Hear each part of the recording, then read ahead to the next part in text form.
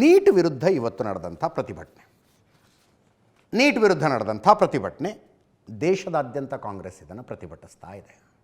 ಆಗಬೇಕಾದದ್ದೇ. Neat question paper leak ನೆನಪಾದ್ರೆ ಸಿಟ್ಟು ಬರ್ತಾ ಇದೆ.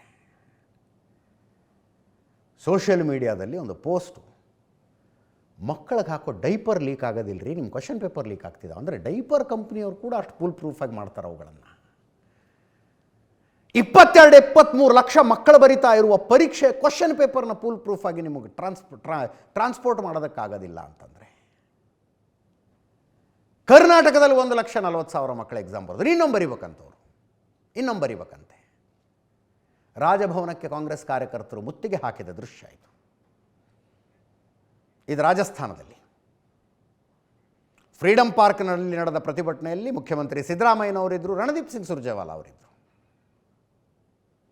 ದೇಶದಾದ್ಯಂತ ಕಾಂಗ್ರೆಸ್ ಪ್ರತಿಭಟನೆ ನಡೆಸ್ತಾ ಇದೆ. ಧರ್ಮೇಂದ್ರ ಪ್ರಧಾನ್ ರಾಜೀನಾಮೆ ಕೊಡಬೇಕು ಅಂತ ಕೇಂದ್ರ ಶಿಕ್ಷಣ ಸಚಿವರು.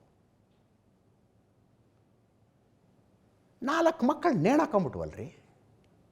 ನೀವು ಮಾಡೋದಿರಲಿ.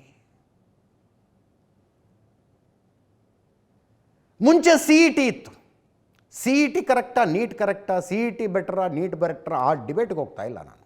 ನೀಟ್ ಅನ್ನೋದು ಶುರುವಾಗಿ 10 ವರ್ಷ ಆಯಿತು. 10 ವರ್ಷದಲ್ಲಿ ಆರೋಪ ಇದೆ, ನನಗೆ ಕರೆಕ್ಟಾಗಿ ಸಂಖ್ಯೆ ಇಲ್ಲ, 5 ಸಲ ಲೀಕ್ ಆಗಿದೆಯಂತೆ ಕ್ವಶನ್ ಪೇಪರು. 5 ಸಲ ಕ್ವಶನ್ ಪೇಪರ್ ಲೀಕ್ ಆಗಿರೋದು. ಮುಖ್ಯಮಂತ್ರಿಗಳು ಮಾತಾಡಿದ್ದಾರೆ, ಪ್ರದೀಪ್ ಈಶ್ವರ್ ಮಾತಾಡಿದ್ರು, ಕೇಳಿಸ್ಕೊಳ್ಳಿ.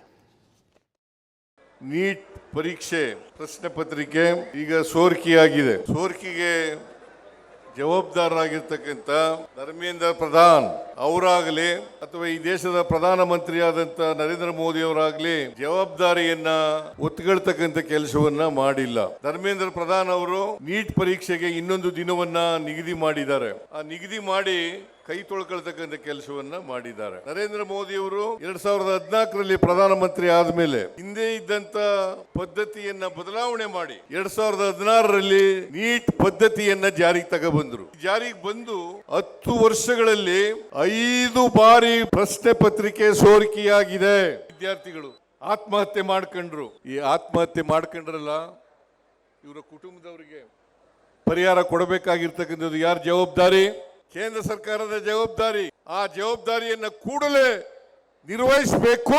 ಆಮೇಲೆ ಯಾರು ತಪ್ಪಿತಸ್ಥರಿದ್ದಾರೆ ಅವರನ್ನು ಪತ್ತೆ ಹಚ್ಚಿ ಅವ್ರ ಮೇಲೆ ಮರ್ಡರ್ ಕೇಸ್ಗಳನ್ನ ಹಾಕಬೇಕು.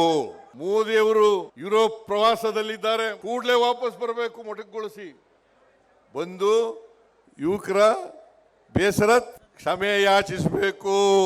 ಪರೀಕ್ಷೆ ಬರೆದಿರ್ತಕ್ಕಂಥ ನೀಟ್ ಪರೀಕ್ಷೆ ಬರೆದಿರ್ತಕ್ಕಂಥ ವಿದ್ಯಾರ್ಥಿಗಳಿಗೆ ಕ್ಷಮೆ ಕೇಳಬೇಕು. ಕೇಂದ್ರೀಕರಿಸತಕ್ಕಂಥ ಕೆಲಸವನ್ನ ಕೇಂದ್ರ ಸರ್ಕಾರ ಮಾಡಬಾರದು. ಡಾಕ್ಟರ್ಗಳಾಗಬೇಕು ಅಂತಕ್ಕಂಥ ಆಸೆ ಇರ್ತಕ್ಕಂಥ ಮಕ್ಕಳು ಅವರಿಗೆ CET ಬರೀಲಿಕ್ಕೆ ಅವಕಾಶವನ್ನ ಕಲ್ಪಿಸಿಕೊಡ್ಬೇಕು. ಆಯಾ ರಾಜ್ಯಗಳಿಗೆ ಕೊಡಬೇಕು. ಚಿಕ್ಕ ಮಕ್ಕಳು ಹಾಕೋ ಡೈಪರ್ ಲೀಕ್ ಆಗಲ್ಲ, NTA ನೀಟ್ ಪೇಪರ್ ಲೀಕ್ ಆಗುತ್ತೆ.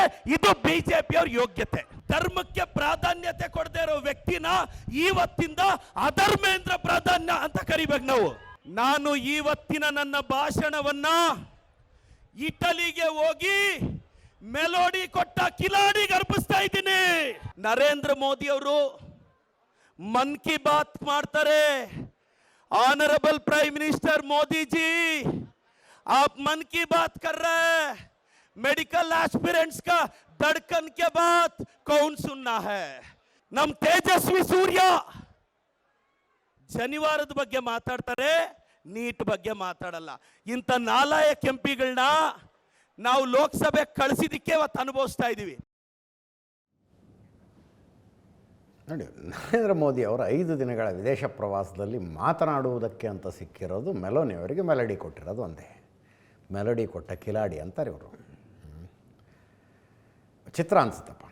ರಾಹುಲ್ ಗಾಂಧಿಯವರು ರಾಯಬರೇಲಿಯಲ್ಲಿ ಮಾತನಾಡುವಾಗ ಆ ಶಬ್ದ, ಮುಖದ ಎಕ್ಸ್ಪ್ರೆಷನ್ ನೋಡಿ ಅದೊಂಥರ ನಾಟ್ ಇನ್ ಗುಡ್ ಟೇಸ್ಟ್.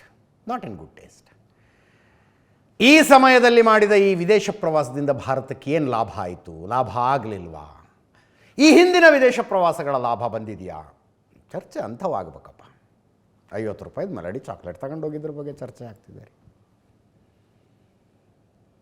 ಈ ಹಿಂದೆ ಯಾರ್ಯಾರು ವಿದೇಶ ಪ್ರವಾಸದಲ್ಲಿ ಏನೇನಾಗಿದ್ವು ಅಂತ ಪಟ್ಟಿಗಳನ್ನು ಹೇಳ್ತಾ ಕೂತ್ಕೊಂಡ್ಬಿಟ್ರೆ ಕೆಲವರಿಗೆ ಬೇಜಾರಾಗತ್ತೆ. ರಾಜಕೀಯದಲ್ಲಿ ಚರ್ಚೆಗಳ ಗುಣಮಟ್ಟ ಹಿಂಗಿದೆ. ಬಟ್ ಈ ನೀಟ್ ವಿಷಯ ಮಾತ್ರ ಅನ್ಪಾರ್ಡನೇಬಲ್, ಕ್ಷಮಿಸೋದಕ್ಕಾಗದೇ ಇರುವಂಥದ್ದು. ಮಕ್ಕಳ ಭವಿಷ್ಯದ ಜೊತೆ ಆಟ ಆಡಬೇಕು. ಇದರೊಂದಿಗೆ ಇವತ್ತಿನ ನ್ಯೂಸ್ ಅವರು ಮುಗಿಸ್ತಾ ಇದ್ದೀನಿ. ನೇರಾದಿಟ್ಟ ನಿರಂತರ ಸುದ್ದಿಗಾಗಿ ನೋಡ್ತಾ ಇರಿ ಏಷ್ಯಾನೆಟ್ ಸುವರ್ಣ ನ್ಯೂಸ್.